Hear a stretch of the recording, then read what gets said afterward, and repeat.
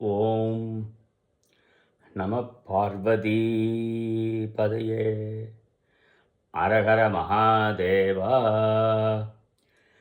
தென்னாடுடைய சிவனே போற்றி, எந்நாட்டவர்க்கும் இறைவா போற்றி, காவாய் கனகத் திரளே போற்றி, கையிலே மலையானே போற்றி போற்றி. ஓம் நம பார்வதி பதையே அரஹர மகாதேவா. ஓம் நாம சிவபெருமான் திருவந்தாதி என்ற பணுவல் அதை பார்த்து வருகிறோம். கபிலதேவ நாயனார் இயற்றியது. 11ஆம் திருமுறையில் இடம்பெற்றுள்ளது. இதெல்லாம் அந்தாதி அமைப்பில் பாடப்படுவது. ஒரு பாடலுடைய கடைசி அடியின் எழுத்து, அசை, சீர் இவை அடுத்த பாடல் அடியில் வருமாறு தொடுப்பது அந்தாதி எனப்படும். 100 பாடல்கள் பாடப்படுவது வழக்கம், இலக்கிய மரபு. அந்த வகையில் ஆசிரியர் பாடியுள்ளார் பார்க்கிறோம். அதில் 45 பாடல்களை நாம் பார்த்து விட்டோம். ஏற்கனவே நாம் பார்த்துட்டோம். இப்பொழுது 46ஆம் பாடல் பார்க்கிறோம். 46வது பாடல் என்பது மதியால் சுடுகின்றது என்னுமால் கூறும் மதியாதே வைத்துரப்பர் என்னும் மதியாதே மா தெய்வம் ஏத்தும் மறைக்காடா இதே கொள் மா தெய்வம் கொண்ட வனப்பு என்று முடிகிறது. பிறப்பு என்ற வாய்ப்பாட்டில் இந்த பாடல் முடிகிறது. இதற்கு என்ன பொருள் என்று பார்க்கிறோம். தம்மை பெரியோருக்கு எல்லாருமே நாம தான் பெரியவர் என்று எண்ணக்கூடாது. நம்மை விட பெரியவர்கள் இந்த உலகத்திலே வாழ்கிறார்கள், இருக்கிறார்கள் என்று நினைக்கணும். நம்மையே பெரியவர்களாக நினைக்காமல் பெரிய பிற தெய்வமெல்லாம் போற்றுகின்ற திருமறைக்காட்டு இறைவனை பார்த்து இந்த பாடலை பாடியுள்ளார் ஆசிரியர். திருமறைக்காட்டில் எழுந்தருளிருந்து வீட்டிலிருந்து அருள் சுரக்கும் இறைவனே. எல்லா பிற தெய்வங்களும் சிறுமானை போற்றுகின்றன என்று பார்க்கிறோம். இந்த சொல்கிறா, இப்பெண்ணின் அறிவுதான் யாது? கைக்கலை தலைவி கூற்றுதான். இப்பெண்ணுடைய அறிவுதான் என்ன யாது? சந்திரன் சுடுகின்றது என்கிறாள், மயக்கம் மிகுகிறாள். இவள் பொருந்ததனுடைய கண்ணீர் கொண்ட அழகு இதுவோ? இப்படின்னு சொல்லுகிறார். அவளுக்கு இறைவனை கண்டவுடன் இறைவன் மேலே ஒரு காதல் ஏற்பட்டு விடுகிறது. அந்த காதலுடைய துன்பத்தினால இந்த பாடலும் நாயகன் நாயகி பாவத்தில் அமைந்துள்ளது. துன்பத்தினால இரவு நேரத்தில் சந்திரனுடைய கிரணங்களானது ரொம்ப குளிர்ச்சி பொருந்தியதாக இருக்கும். அந்த சந்திர கிரணை இவளுக்கு சுடுதாக இருக்கும், சுடுகின்றதாம் என்று சொல்கிறார். மாலை நேரம் இரவு நேரம் மயக்கம் மிகுகிறதே எனக்கு. கண்ணீர் கொண்டு இவர் இப்படி கண்ணீர் விட்டு அழுகிறாளே, எனக்கு மயக்கம் மிகுகிறது. சந்திரன் வந்து குளிர்ச்சி தர வேண்டிய சந்திரன் சுடுகின்றது, நெருப்பாக என்னை எரிக்கிறது என்று இவள் வெதும்புகிறாள். இதில் காமம் என்னை சுடுகின்றது என்று அவாய் நிலை வருவித்துரைக்கப்பட்டது. அவாய் நிலை என்பது சுடுகின்றதுன்னா எதற்காக சுடுகிறது என்று சொல்லலை. அவாய் நிலைனா என்ன என்று கேட்டால், நாமளாக ஒன்றை எடுத்து எது சுடுகின்றது, என்ன காரணம், எதுக்கு சுடுகிறது? இவர் காமம் தலைக்கேறி விட்டதுனால சுடுகிறது, சந்திரன் சுடுகிறது. அதுதான் அவாய் நிலை. அவாய் நிலையால் சில சொற்களை நாம் இந்த பாடலில் சேர்த்து தான் பொருள் உரைக்க வேண்டும். அதுக்கு தான் அவாய் நிலை என்று பெயர். இதுபோல் பல இடங்களில் அவாய் நிலையாக வந்திருக்கு. நான் இப்போ தான் இந்த அவாய் நிலைங்கிறத பற்றி விளக்கமாக சொல்கிறேன். இப்போ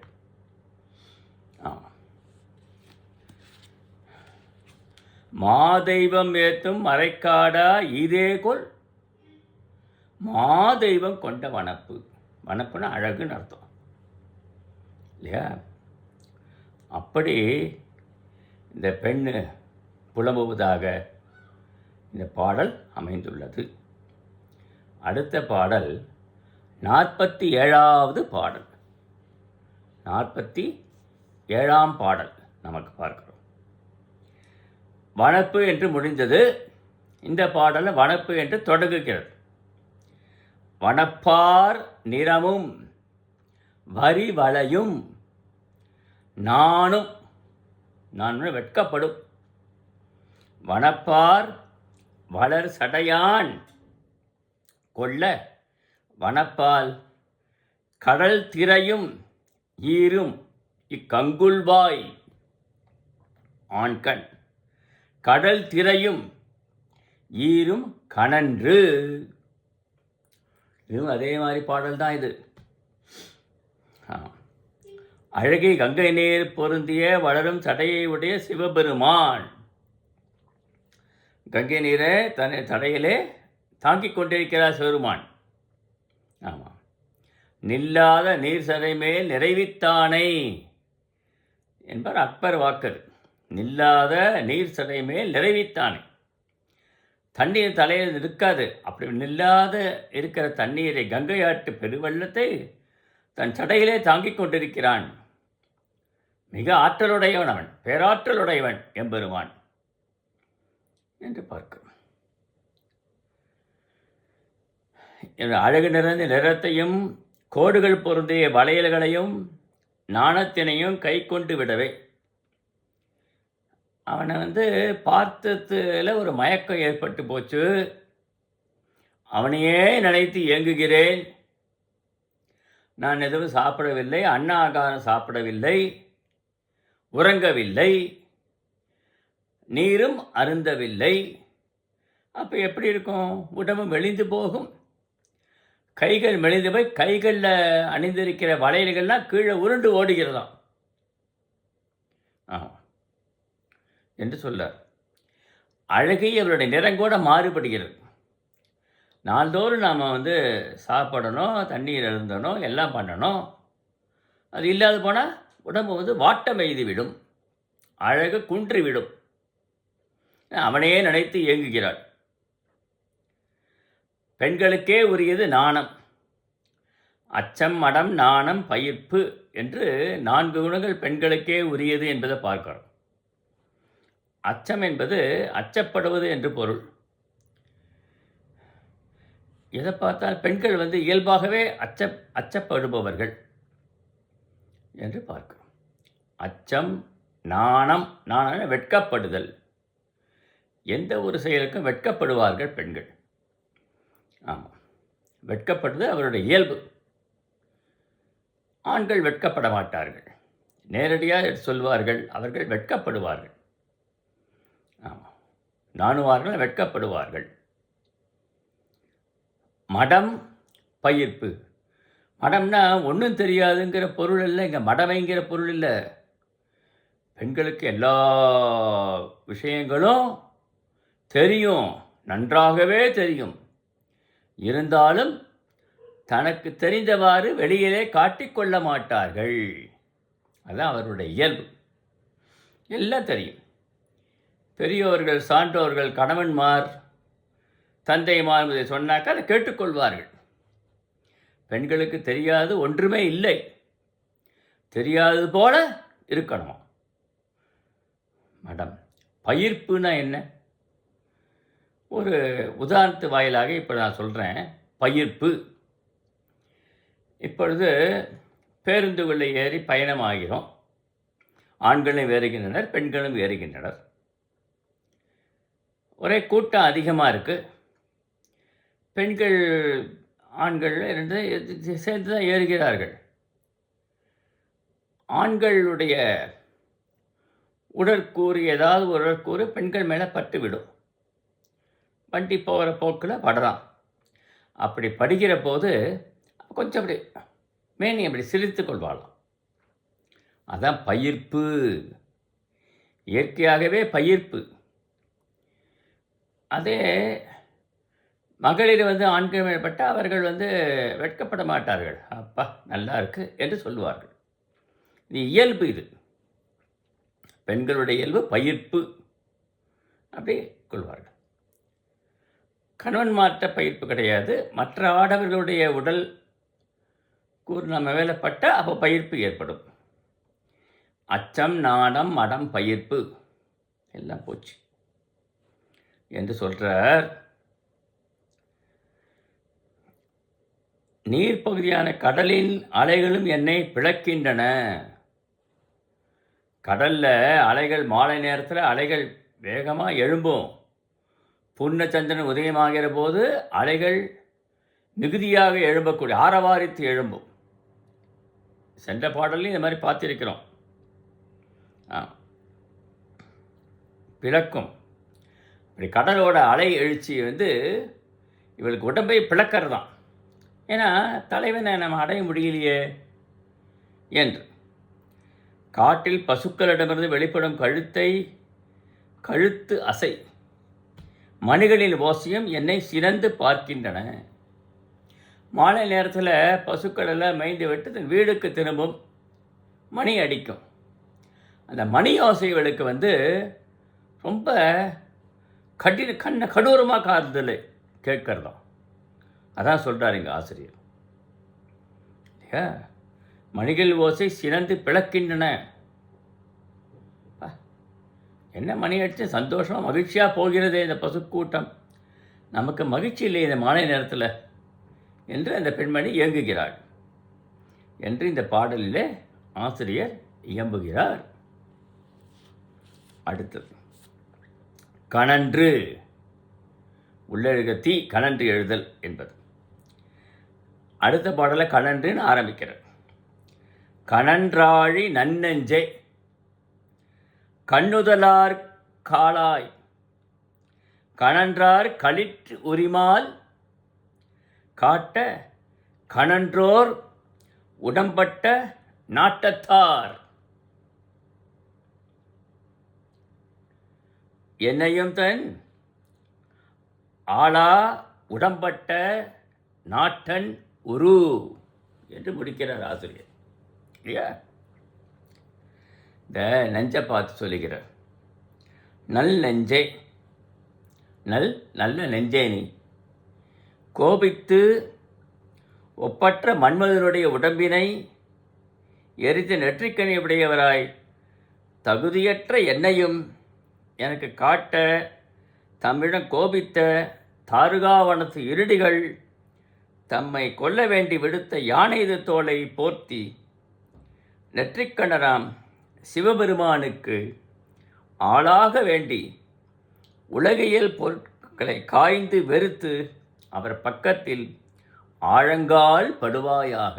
என் நெஞ்சை பார்த்து கட்டளையிடுகிறாள் இந்த பெண்மணி. அதில் நெற்றிக்கண்ணால் எரித்தார், மன்மதனை எரித்து விட்டார். தேவர்களுக்கு வேண்டுகோளுக்கு இணங்க மன்மதனை எரித்து விட்டார். மன்மதனுக்கு தெரியும் சிவபெருமான் மேலே அம்பு எய்தால் நம்ம உயிர் போய்விடும் என்றெல்லாம் நன்றாக மன்மதனுக்கு தெரிந்தது தான். இருந்தாலும் சிவபெருமான் தவத்தில் நிஷ்டையில் இருக்கிறார். நிஷ்டையை கலைக்கணும். சூரபத்மன் முதலிய அசுரருடைய அட்டூழியம் தாங்க முடியல. நாளுக்கு நாள் பெருகி கொண்டிருக்கிறது. அதை தவிர்க்கணும். நிஷ்டையிலேருந்து வெளியில் வந்து உமையம்மையோடு இருந்து தான் முருகப்பெருமான் பிறக்க வேண்டும், அவதாரம் செய்யணும். ஆகையினால தேவர்கள் வேண்டுகோளுக்கு இணங்க மன்மதன் செல்கிறான். அப்படி மன்மதன் செல்லலைன்னா நாங்களே ஒன்று அழிச்சிடுவோங்கிறான். அதற்கு பரவாயில்ல, நீங்கள் அழிப்பதை காட்ட சிவபெருமானுடைய நெற்றிக்கண்ணால் அழிந்தால் அதுவே எனக்கு சிறப்பு என்று போகிறானா மன்மதன். மற்றவர்களுக்காக உபகாரப்பட்டு போகிறான். மற்றவர்கள் நலம் பெற வேண்டி தியாக மனப்பான்மை. மன்மதனை எரிக்கிறதுங்கிறது, மன்மதன் போகிறான்னா தியாக மனப்பான்மை கொண்டு தான் போகிறான் இல்லையா? நம் நாடு சுதந்திரம் அடைவதற்கு எத்தனை பேர் தங்களுடைய வாழ்க்கையை தியாகம் செய்திருக்கிறார்கள் இல்லையா? அதுபோல் மற்றவர்களுக்காக, மற்றவர்கள் நலம் பெறும் பொருட்டு தன் வாழ்க்கையை தியாகம் செய்வதற்காக போகிறான் மன்மதன் என்று நாம் இங்கே கருத வேண்டும். அவன் போகிறான், அம்பு எய்கிறான். இதெல்லாமே சென்ற பாடலில் பார்த்தோம். என்னென்ன அம்பு இருக்குது, அதனுடைய தாத்பரியம் என்ன, எல்லாம் பார்த்தோம். அதை நமக்கு நினைவு கொள்ள வேண்டும். இப்படி அதற்கப்புறம் இன்னொரு தொன்மக் கதையை சொல்கிறார் ஆசிரியர். தாருகாவனத்து முனிவர்கள் கோபம் கொண்டு என்ன செய்கிறார்களா, பெரிய யானையை ஏவுகிறார்கள். யானையை, பெரிய யானை, மதம் பிடித்த யானை, அதை ஏவி சிவனை கொல்வதற்காக ஏவுகிறார்கள். தாருகாவனத்து முனிவர்கள் எல்லாரும் வேதம் பயின்றவர்கள். கர்மாப்படியே தான் நம்ம வாழ்க்கை நடைபெறும் என்று ஆணவம் கொண்டு இருக்கிறார்கள். அவருடைய பத்தினிமார்களும் கற்பனை தான் உலகில் சிறந்தது, அது நம்மக்கிட்ட தான் இருக்குது, மற்றவர்கிட்ட இல்லை என்ற ஆணவம் அவர்களுக்கு அதிகமாக இருக்குது. அந்த நிலையில் இருக்கிறார்கள். ஆமாம், அதை கெடுப்பதற்காக தான் சிவபெருமான்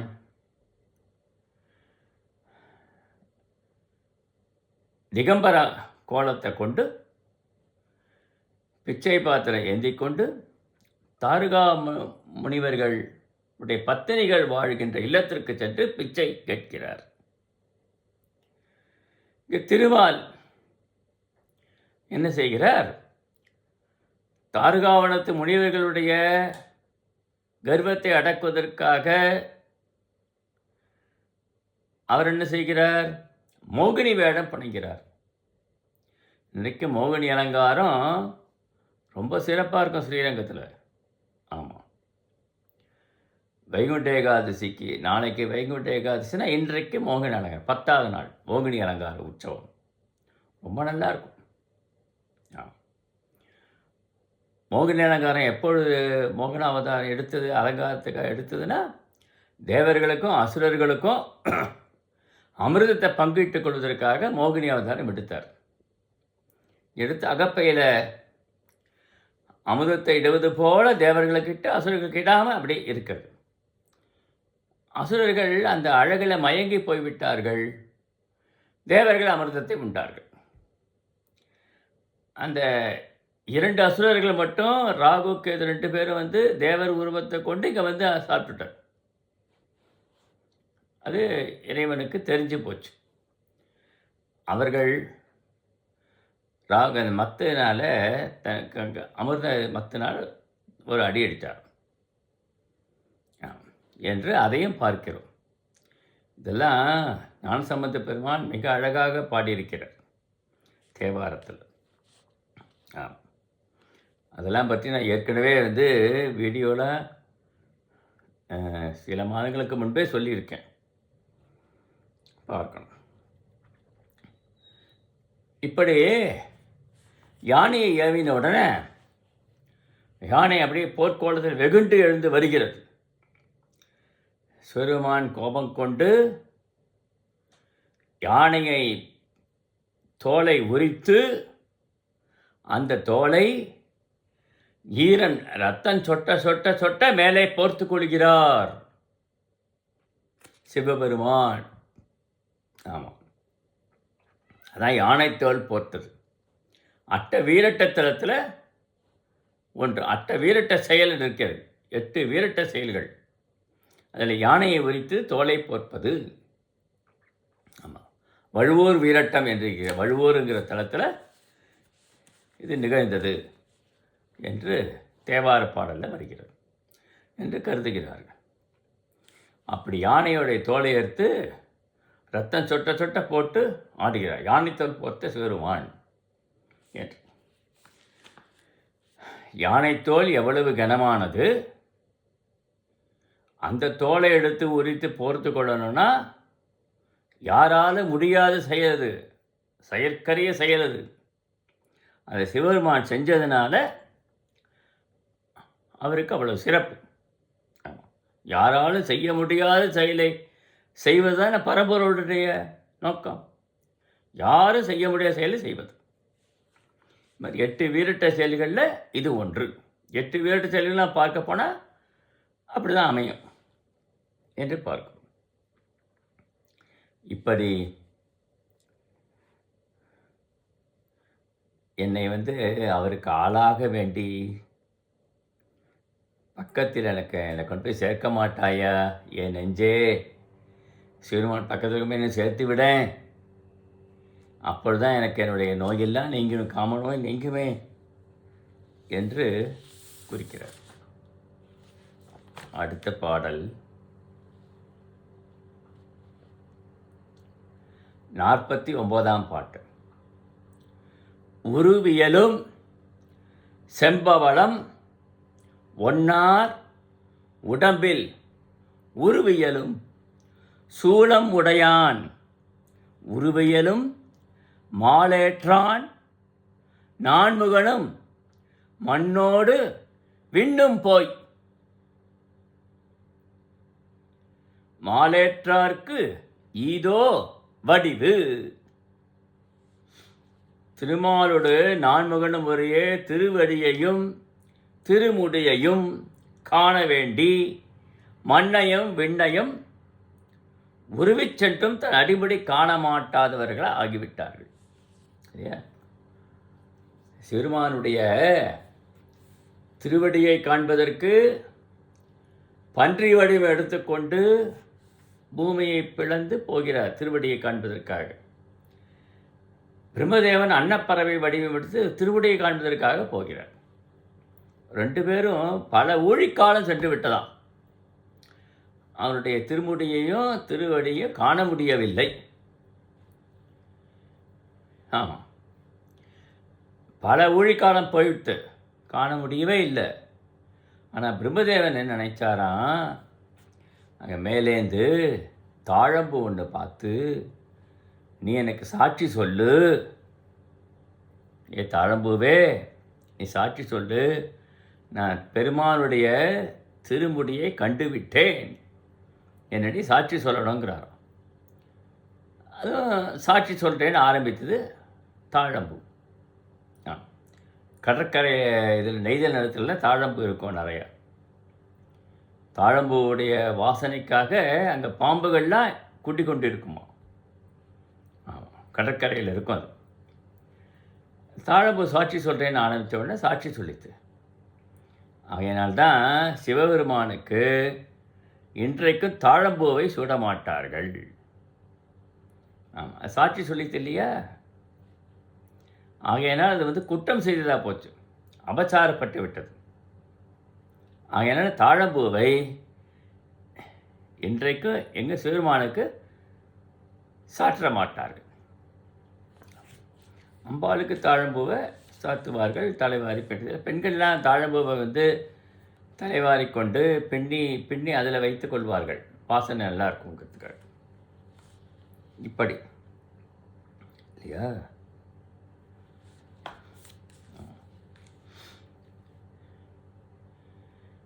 விண்ணையும் விண்ணையும் காண மாட்டாமல் தவித்தார்கள். அப்புறம் பல ஊழிக்காலம் சென்றதுக்கப்புறம் சிறுமான் என்ன பண்ணாராம்? அக்னி தம்பமாக, அக்னி பிழம்பாக காட்சி கொடுத்தார். அதான் திருவண்ணாமலை. திருவண்ணாமலையில் அதான் சிவராத்திரி அன்று இருவருக்கும் அக்னி பிழம்பாக காட்சியளித்தார் சிவபெருமான். இதுவும் தேவார பாடலில் வருகிறது. இன்றைக்கு நாம் திருவண்ணாமலையில் அக்னி சுரூபமாக தான் இறைவன் இருக்கிறார். மலையே திருவண்ணாமலையே சிறுமான் வடிவம்தான். அதை சுற்றி வருகிறார்கள் இல்லையா என்பதை பார்க்கிறோம்.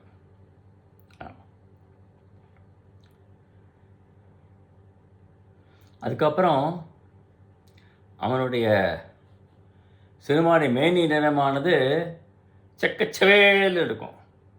செக்கச்சவேல்னு இருக்கும் மேனி நிறம். அந்த சிவப்பாக இருக்கிற மேனி நிறம் அந்த நெருப்பு வடிவம் தான். நெருப்போட வடிவம் தான் மேனி நிறம். அதான் மேனி நிறம். அம்பிகை பச்சை வடிவாக இருப்பவள். ஆமாம், பச்சைன்னா கருப்பு என்று மாநிறம் சொல்லவில்லையே அது. சிறுமாருடைய நிறமானது சிகப்பு, அம்பிகை நிறம் பச்சை வடிவம் என்பதை பார்க்கிறோம். மீனாட்சி அம்மன் எல்லா அம்பிகை தோற்றம் பார்த்தா பச்சை வடிவத்தில் வைத்திருப்பார்கள் என்பதை நாம் பார்க்கிறோம்.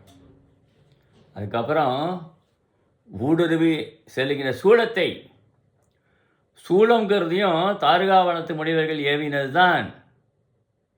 அந்த சூளத்தை இவர் அடக்கி தன் கையிலே வைத்து கொண்டார் சிறுமான் என்பதை பார்க்கிறோம். இப்படி இந்த பாடலில் அடிமுடி காணாத துன்பப்பட்டதும் அப்புறம் இறைவன் அவருக்கு அருள் புரிந்து அடிமுடி காட்டியதும், திருமால் சரி இறைவா எனக்கு நீ காட்டு அடிபணிந்தார். பிரம்மன் அடிபணியாமல் தான் சாட்சி சொன்னான். அதில் 2 பேருக்குமே காட்சி கொடுத்து அருள் பண்ணிடுறான். சிறுமான் எப்பொழுதுமே யாவருக்கும் அருள் புரிபவர் தான் அவர். அசுரர்கள்லாம் வரம் வாங்கிக் கொள்வார்கள். சிறுமானை குறித்து நோக்கி பல காலம் தவம் செய்து வரம் பெறுவார்கள். சரி கொடுத்துடுவார்கள், சிறுமான் கொடுத்து விடுவார்கள். ஆமாம், இதில் இங்கே ஒரு கதையை நான் சொல்ல வேண்டியிருக்கு. பஸ்மாசுரன் என்று ஒரு அசுரன் சிவபெருமானை நோக்கி தவம் செய்தான். நீண்ட காலம் தவம் செய்து சிவபெருமான் அவருக்கு காட்சியளித்து, பஸ்மாசுர உனக்கு என்ன வேண்டும், என்ன வர வேண்டும்? அவன் என்ன கேட்டான்? இறைவனே, நான் என்னுடைய கையை யார் தலையிலே வைக்கிறேனோ அவர்கள் பஸ்மமாக போய்விட வேண்டும். யார் தலையில் கையை வைக்கிறேனோ பஸ்மமாக போயிடணும் என்று வேண்டிக் கொண்டான் அவன். உடனே சிவபெருமானும் சரி என்று கொடுத்து விட்டார். இவன் வரம் வாங்கின்னு பேசாமல் இருக்க வேண்டியதானே. சிவபெருமானை நோக்கி உன்னுடைய கையில் நான் கொடுக்குறேன் என்று சொன்னார். உன்னுடைய தலையிலே கையை வைக்கிறேன்னார் சிவபெருமான். அப்போது சிவபெருமான் என்ன பண்ணாராம்? அவர் சிவபெருமானுடைய தலையில் கையை வச்சா அவர் ஒன்றும் ஆக மாட்டார், பரம்பொருள் அல்லவா? ஆமாம், ஆகையினால அவன் என்ன நினைப்பானா, வரம் கொடுத்து தப்பாக கொடுத்துட்டார் என்று அவன் நினைப்பானான். அவன் அப்படி நினைக்கக்கூடாது என்பதற்காக சிறுமான் ஓடுகிறார். அப்படி ஓடி செல்கிறார். திருமாலை சொல்லி திருமால் மோகினி அவதாரம் எடுக்கிறார். அப்பொழுதும் மோகினி அவதாரம் எடுத்துக்கொண்டு பஸ்மாசுரன் எதிர்க்க வரார். மோகினியை பார்த்தவுடனே பஸ்மாசுரனுக்கு ஆசை ஏற்பட்டு அவளையே பார்த்து அவளையே மதிமயங்கி போயிடுறான். நான் அவனை அடையணும் என்று சொல்கிறான்.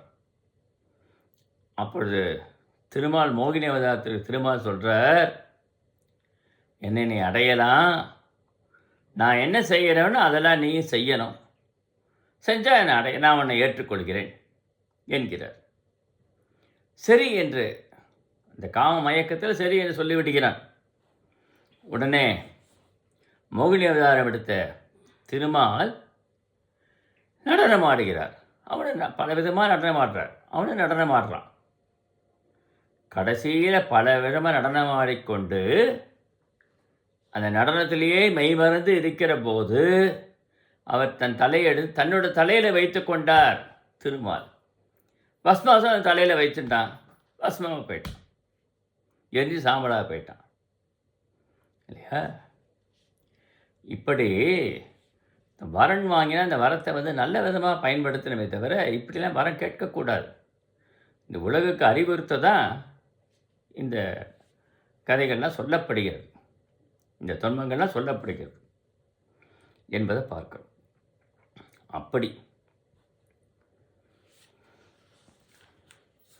என்பதை பார்க்கிறோம். அடுத்த பாடல், இந்த பாடலில் சூலத்தை ஏந்திருக்கிறார்.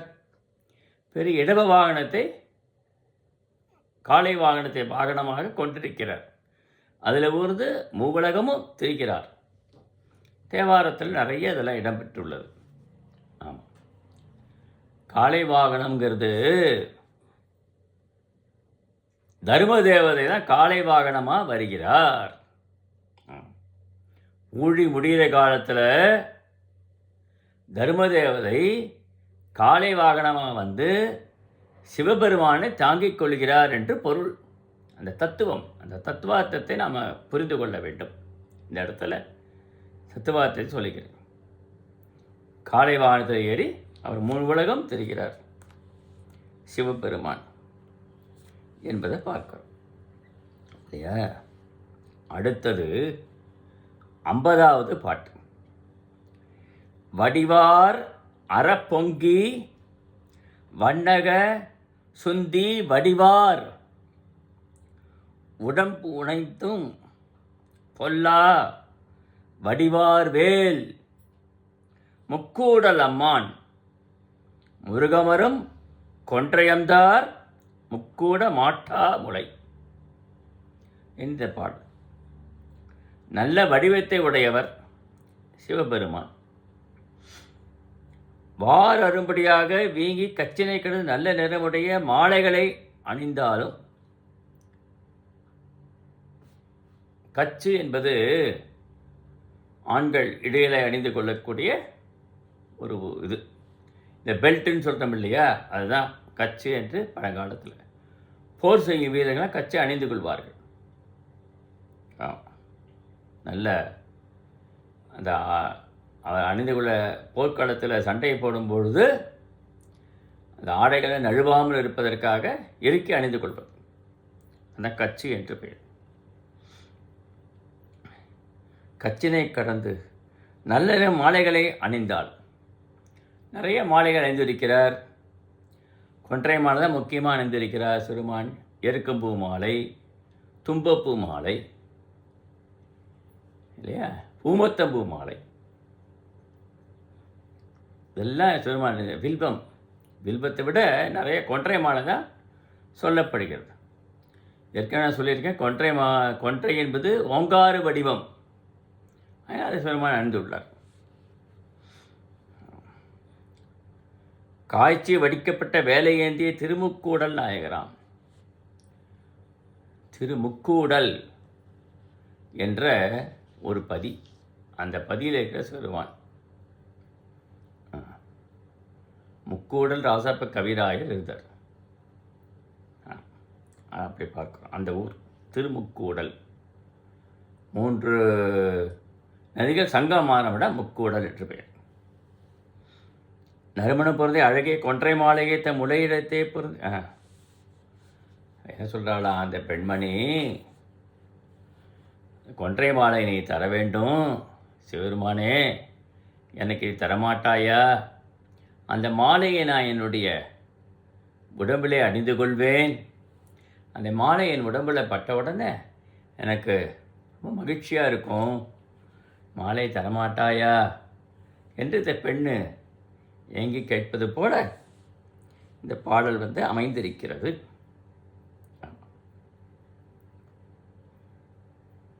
கரியது வடிகொடு என்று சம்பந்தர் பெருமானை சொல்லியிருக்கிறார் தேவாரத்தில். இது நாம் பார்க்கிறோம். வடிவு என்பதை பார்க்கிறோம். அடுத்தது முளை நலம் சேர் காணப்பேர் முக்கணான் என்னும் முளை நலம் சேர் மொய்சடையான் என்னும் முளை நலம் சேர் மாதேவா என்று வளர்கொன்றை வாய்சோர மாதேவா சோரல் வளை என்று இந்த பாடல் முடிகிறது. இதுவும் கைக்கிளை தலைவியோட கூற்றாக அமைந்திருக்கிறது.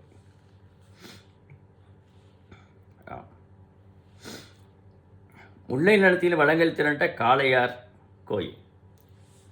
காளையார் கோயில் என்பது ராமேஸ்வரம் போகிற வழியில் காளையார் கோயில் என்று இருக்கிறது.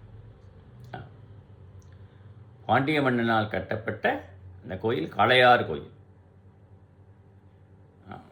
பாடப்பட்ட ஸ்தலம் அது. சுந்தரமூர்த்தி நாயனார் காளையார் கோயில் இறைவன் மேலே பதிகம் பாடி இருக்கிறார் என்பதை பார்க்கிறோம். முல்லை நிலம் வளம். முல்லை நிலம் காடும் காட்டை சார்ந்த விடம், அதான் முல்லை நிலம். முல்லைப்பூ மிகுதியாக இருக்கும். மற்ற கொன்றைப்பூவும் முல்லை நிலம் சேர்ந்தது தான், முல்லை நிலத்தை சேர்ந்தது தாவரங்கள். அப்படி வள நிரம்பிய அந்த பதி காளையார் கோயில். அப்படி காளையார் கோயிலில் வீட்டிருக்கிற பெருமானுக்கு முல்லை அரும்புகள் மாலையில் பூக்கிற முல்லையை எடுத்து மாலை கட்டி அவருக்கு இடுவார்கள் பக்தர்கள் என்பது சொல்கிறார். அழகு பெரு காரணமான சிறந்த சடைமுடியை உடையவர். ஏற்கனவே சடைமுடி இருக்கு, முல்லை மலரை சூடி முல்லைப்பூ அடைந்தால் மிக அழகாக இருக்கான் இறைவனுக்கு. சடையுடைய மகாதேவனே, சூரிய ஒளியவன கொன்றையின் பூக்கள் தமிழத்தின் தேனை வெளிப்படுத்துமாறு. சூரிய ஒளி இருந்தால் தான் தாவரங்கள்லாம் செழிக்கும். இந்த உலகத்தில் உள்ள எல்லா உயிர்களுக்கும் சூரிய ஒளி மிக முக்கியம். சூரியனும் சந்திரனும் வேண்டும், மாறி மாறி வரும், பகல் இரவாக. சூரிய ஒளியில் தான் தாவரங்கள் நன்கு வளரும். கொன்றை மலர் வருகிறதாம் தேனை வெளிப்படுத்துமாறு. அந்த கொன்றை மலர் வளர்ந்த உடனே தேன் அதிலேருந்து வெளியில் அப்படி ஆறு போல பெருக்கி ஓடுகிறதாம் என்று சொல்லுகிறார் ஆசிரியர். என் நகில்களின் இன்பத்தை பொறுத்து என்று கூறும் மகளே. நகில்கள்னா மார்பகம், பெண்களுடைய மார்பகத்தை சொல்கிறது. இன்பத்தை பொறுத்து அந்த மாலையானது நகில்கள் மேலே படுகிற போது இன்பத்தை கொடுக்கிறதே. ஆகையினால மகளே, ஆமாம், தன் மகளுக்கு அறிவுரை கூறுகின்ற செவிலித்தாய் கூற்றாக இந்த பாடல் அமைந்திருக்கிறது. செவிலித்தாய் கூற்று மகளுக்கு அறிவுரை கூறுகிறாள். ஆமாம், நீ வளையல்கள் நழுவ விடாது என்று. எங்காதுப்பா உனக்கு இந்த மாலை கிடைச்சிருக்கு, இதை போட்டுக்கோ என்று சொல்கிறாளும் அந்த செவிலித்தாய். அடுத்த பாடல் வளை ஆழி யோடகல மால் தந்தான் என்னும் வளையாழி நன்னஞ்சே காணில் வளையாழி வண்ணஞ்சை கண்டமரர் வாய்சோர வந்தெரித்த வண்ணஞ்ச கண்டன் வரை இந்த பாடல் முடிகிறது. சங்கு வளையல்கள் மோதிரங்களோடு கழலுமாறு. சங்கினால் செய்யப்பட்ட வளையல்களை அணிந்திருக்கிறார்கள் பெண்களெல்லாம். மோதிரம் அணிந்திருக்கிறார்கள், கையில் மோதிரம். அவையெல்லாம் கழன்று விரிகிறது. ஏன்? காமம். சிறுமான் மேலே ஒன்று இல்லை, காமம் ஒருதலை காதல். அவன் இறைவன் ஒரு நொடி பொழுதுதான் உலா சென்று விட்டான். இவளுக்கு காமம் ஏற்பட்டு போச்சு, மயங்குகிறார். நல்ல நெஞ்சை பார்த்து சொல்கிறார், உலகினை வளைத்த கடலில் நின்றும் தோன்றிய கொடிய விடத்தினை கண்டு தேவர்கள் அஞ்சி புலம்பி வந்து எதிர்ப்பட்டவனாகி விடத்தை அடக்கி கழுத்தை உடையவனாய் அப்பெருமான் வருமாயின். தேவர்களுக்கு அருள் புரியறதுக்காக விடத்தை இறைவன் உண்டார். கழுத்தில் அப்படி தங்கிவிட்டு நீலகண்டன் என்ற திருநாமத்தை பெற்றுவிட்டார். தேவர்கள் அசுரர்கள் இந்த உலகத்தில் உயிர்களை காப்பதற்காக நீ செய்த செயல் அல்லவா? என்னை நீ காக்கணும்னு தோணவில்லையா உனக்கு என்று பொருள். என்னை காக்க வேண்டாமா? எம்பெருமானே, நீ வரும்பாள் அவளை காண். நீ வருகிற போது உலாவை அவளை காண வேண்டும். நீ கொஞ்சம் காணும். அவன் மட்டுமே பார்த்தா எப்படி? நீ அவளை காண்பாயேல் அப்பெருமான் வருவான். அதனால் என்ன பண்ணோம்? எப்பன்னே பெருமான் வந்த உடனே காணணும்னு எதிர்பார்க்காத, அப்படியே வளைத்து கொண்டு விடு. பக்தி ஆழங்கால் படுவாயாக என்று இந்த பாடலிலே இது கைக்கலை தழுவி கூற்றாக இந்த பாடல் அமைந்துள்ளது என்பதை நாம் பார்க்கிறோம். இப்படி இந்த பாடலும் தலைவியோட காதலை வெளிப்படுத்துமாறு அமைந்துள்ளது. அடுத்தது 53ஆம் பாடல். வருநீல வண்டளவு மாமரை காட்டங்கு ஏழ் வருநீர் வளம்புரிகள் சந்தி வரிநீர் இடுமணல் மேல் அன்னலம் கொண்டு இன்னா நோய் செய்தான். இடுமணல் மேல் ஈசன் எமக்கு கோடுகளுடைய நிலை நிற வண்டுகள் ஒலிக்கும் சிறந்த மறைக்காடு. திருமறைக்காடு. திருமறைக்காடு கடற்கரை பக்கத்தில் இருக்கிற ஊர். அழகிய நிறத்தையும் வளை கோடுகளை உடைய நீர்மையை கொண்ட வளபுரி சங்குகள். அந்த கடலில் வளபுரி சங்குகள் நிறைய வருமா, அப்படியே வந்து போகுமா, கரையில் தொட்டு தொட்டு போகும். இத்தகைய நீர்க்கரைய மணலின் மீது அந்த அலையானது வளம்புரி சங்கை எடுத்து அப்படியே கொண்டு போய் மணல் சேர்த்து விடுமா. அதையும் சொல்கிறார் ஆசிரியர். மணலின் மீது காலையில் முதுகுமிசை தங்கும் ஈசனாகிய சிறுவான் அழகிய அந்த நலத்தை கவர்ந்து கொண்டு காலை வானத்தில் இருந்து வருகிறானே சிறுவான், அவன் நலத்தையெல்லாம் கவர்ந்து கொண்டு சென்று விட்டான். ஆமாம், எமது நலத்தை கவர்ந்து கொண்டு எமை கொடிய காம நோயை வளைத்து விட்டான். இதுவும் கைக்கிளை தழுவி கூற்றாக இந்த பாடல் அமைந்துள்ளது. வலம்புரி சங்கு, வளமாக சுற்றுவது வலம்புரி சங்கு. அது ரொம்ப 1000 சங்குகள் இருக்கிற இடத்துல வலம்புரி சங்கு ஏதோ ஒன்று தான் வருமா. மறைக்காட்டு இதில் நிறைய வலம்புரி சங்குகள் மணலில் தானே இருக்கிறது என்று ஆசிரியர் கூறுகிறார். இங்கே வலம்புரி சங்கு அவ்வளோ விசேடம். அதுபோல் கிருஷ்ண பரமாத்மா வச்சிருக்க பாஞ்சசன்யத்துக்கும் அவ்வளோ விசேஷம். அதுவும் சங்கு என்று பார்க்கிறோம். அவன் நலத்தை இது பண்ணி விட்டானே, கொடிய நோய் எனக்கு தந்து விட்டானே என்று இந்த கைக்கிளை தலைவி புலம்புவதாக இந்த பாடலும் அமைந்துள்ளது என்பதை நாம் பார்க்கணும். அடுத்தது 54ஆம் பாடல். அக்காரம் ஆடரவும் நானருமை தோல் பொடி சார்ந்து அக்காரம் தீர்ந்தேன் அடியார்க்கு வக்காரம் பண்டரங்கன் எந்தை படு பிணிம் சேர் வெங்காட்டு பண்டரங்கன் எங்கள் பவன்.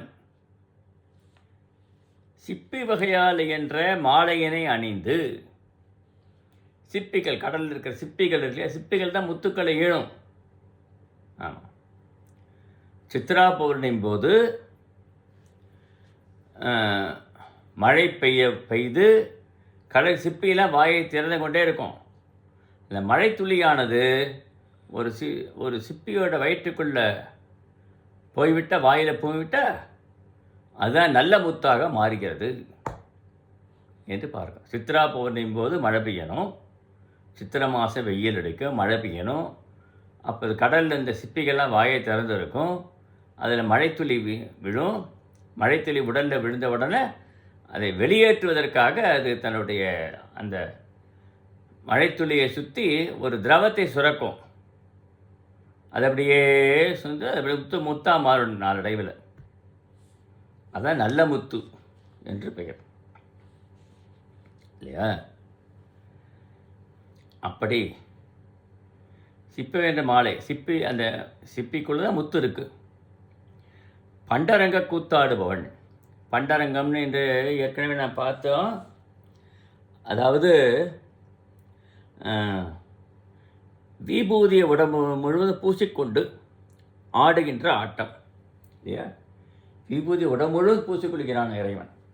அப்படி ஆடுற ஆட்டம் தான் பண்டரங்க கூத்து. தானே பரம்பொருள். இந்த உலகத்தில் எல்லாம் அழிஞ்சதுக்கப்புறம் மிச்சம் இருக்கக்கூடியதான் விபூதி, திருநீர் என்று. ஞானசம்பந்த பெருமான் மந்திரமாவது நீர் என்று பதிகம் முழுவதும் பாடியிருக்கிறார். திருநீற்றுடைய பெருமையை பாடியிருக்கிறார் என்பதை பார். மாணிக்கவாசகர் பூசுவதும் வெந்நீர் பொன்பதும் பொங்கரவும் என்று பாடியிருக்கிறார். திருநீற்றுக்கு அவ்வளவு பெருமை இங்கே பார்க்கிறோம். அது உடம்பெல்லாம் அணிந்து கொண்டிருக்கிறான் சிறுவன். நாம் உடம்பெல்லாம் திருநீரை பூசிக்கொள்ளலாம், இடுப்பு வரையும் திருநீரை பூசிக்கொள்ளலாம். இடுப்புக்கு கீழே நான் பூசிக்கொள்ளக்கூடாது என்று பார்க்கிறோம். திரிபுன்றமாக திருநீற்றினை நாம் இட வேண்டும். கூத்தாடுபவன் தந்தையான, எனக்கு தந்தையாக இருப்பவன் அவன் தான் எல்லாருக்கும் தந்தை. உலகத்துக்கே தாய் தந்தை தான் பார்வதி பரமசிவன். வாகத்தாப்பிவ சம்பத்தவ் அப்படின்னு பாடுறாரு இல்லையா? அது உலகத்தே தாய் தந்தை தான் சொல்லுவான். உலகத்து எல்லாருக்கும்.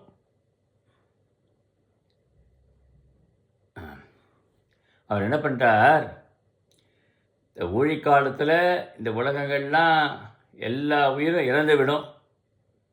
இறந்து போன அந்த எரிச்சதுக்கப்புறம் அந்த எலும்பு மாலைகள் எடுத்து தன் மேலே தரித்து கொள்கிறார். அங்கே இருக்கிற திருநீற்ற சாம்பலை எடுத்து பூசிக்கொள்கிறார். சுடுகாட்டில் ஆடரங்காக வைத்து ஆடுகிறார், நடனம் ஆடுகிறார் என்று பார்க்கிறோம். சுடுகாட்டா நாம் இப்போ பிணத்தை எரிப்பதற்கு போல சுடுகாடு என்று எண்ணக்கூடாது. உலகமே அழிந்து போனப்புறம் ஊழிக்காலத்தில் எல்லாம் அழிஞ்சு சாம்பலாக போயிடும். உலகமே சுடுகாடாக இருக்கிறது. சிறுமான் பரம்பொருள் மட்டுமே நிலைத்து நிற்கிறான். அவர் தான் திருநீரை பூசிக்கொண்டு அந்த எலுமாலையை அணிந்து கொண்டு தான் தான் பரம்பொருள் என்று உலகத்திற்கு காண்பிப்பதற்காக திருநீரை பூசிக்கொண்டு ஆடுகிறார் என்று இந்த பாடலில் சொல்லுகிறார். ருத்ராட்ச மாலை அணிந்திருக்கிறார். ருத்ராட்ச மாலை ரொம்ப சிறப்பு. ருத்ராட்சங்கிற ஒரு மரத்திலேருந்து காய்க்கின்ற காய். அதில் பல வகை இருக்குது. ஒரு முக ருத்ராட்சத்திலேருந்து 12 முகம் வரைக்கும் இருக்குது.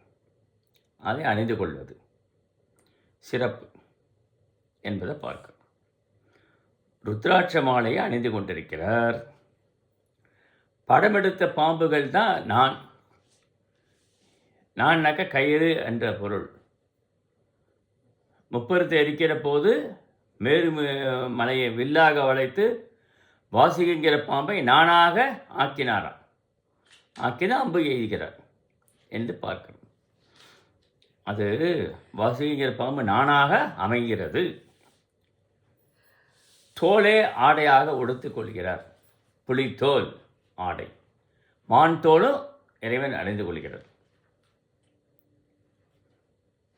திருநீரே பூசு அந்த திருநீர் ஏன் பூசிருக்க? அதுதான் சந்தனம்ப்பா.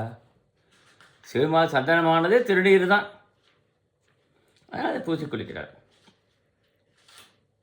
அவன் தொடர்பால் ஆடை நிகழ் இல்லையே ஆயினேன். அவன் தொடர்பு எனக்கு ஏற்பட்டதுனால உடல் மெலிந்து என் ஆடையே நெகிழற அளவுக்கு வந்துவிட்டது. இதனை கண்டுகொள்ள வேண்டாமா சிவபெருமானே என்று அந்த பெண்மணி ஏங்குகிறாளாம். இதெல்லாம் நாயகன் நாயகி பாவத்தில் பார்க்கணும். நம்ம உலகியல் பாவத்தில் பார்க்கக்கூடாது. நாயகன் நாயகிங்கிற பொருளில் பார்க்கணும். பண்டரங்கம் எடுத்து ஆடினது, நடனம் ஆடினதுலாம் பாடல் சொல்லப்படுகிறது. அடுத்தது 55ஆம் பாடல். பவனடியார் விண்டு நீர் பகலோன் மதிதி பவனம் சேர் ஆரமுதம் பெண்ணான் பவனம் சேர் காலங்கள் ஊழி அவனே கரி காட்டில் காலங்கை ஏந்தினான் கான். சிவபெருமான் எல்லா உயிர்களுக்கும் அடிப்படையான ஆன்மா.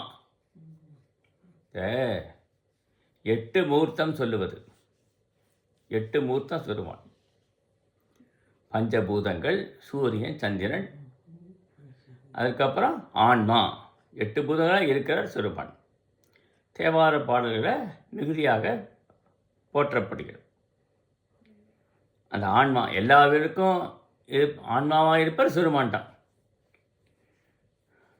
இதில் சொல்கிறார், நிலம், ஆகாய, நீர், சூரியன், சந்திரன், நெருப்பு, காற்று என்ற அட்டமூர்த்தியாக இருப்பவன் நாம் தான். அரிய அமுதம் போன்று நன்மை செய்பவன். அமுதம் எப்போதும் நன்மையே செய்யும், கெடுதல் செய்யாது.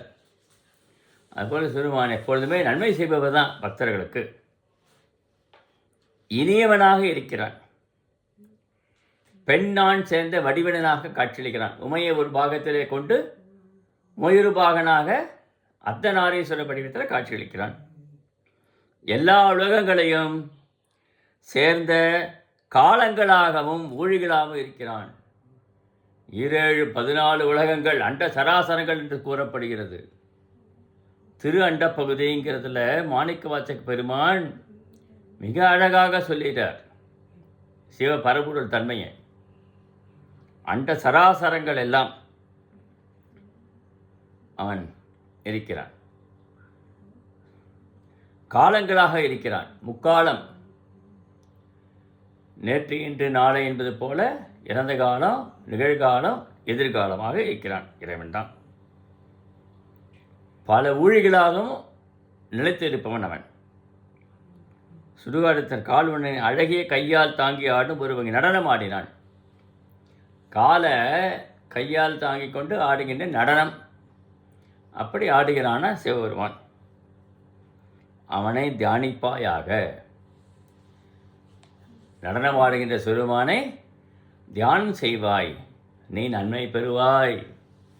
எப்பொழுதும் மங்களை தருபவன் தான் சிவபெருமான். அவனை தியானம் செய்ய, உனக்கு நன்மைகள்லாம் கிடைக்கும் என்று இந்த பாடலில் ஆசிரியர் கபிலதேவ நாயனார் மிக அழகாக சொல்லியிருக்கிறார். பாடலுடைய சிறப்பு, அதனுடைய பொருள், அதனுடைய தத்துவம் எல்லாம் இது வரைக்கும் நாம் பார்த்தோம். 46ஆம் பாடலிலிருந்து 55ஆம் பாடல் வரைக்கும் 10 பாடல்கள் வாயிலாக சிறுமானுடைய பரம்பொருள் தன்மை என்பது பல செய்திகளை நாம் பார்த்தோம். அதை பார்த்தோம், கேட்டோம். ஆனால் அதை அப்படியே மனசில் வாங்கி கொள்ள வேண்டும். வாங்கிக்கொண்டு சிறுமானையே நம்ம தஞ்சமடைந்தால் நம்மை அவன் காப்பாற்றுவான் என்று சொல்லி என்னுடைய உரையை முடித்துக் கொள்கிறேன்.